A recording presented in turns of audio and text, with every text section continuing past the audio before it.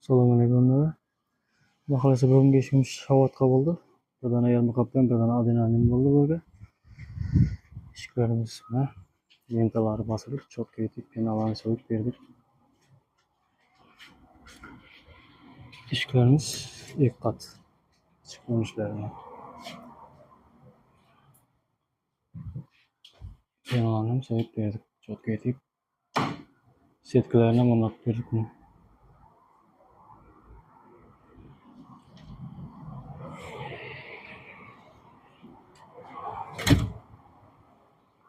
Ko'rinishlari.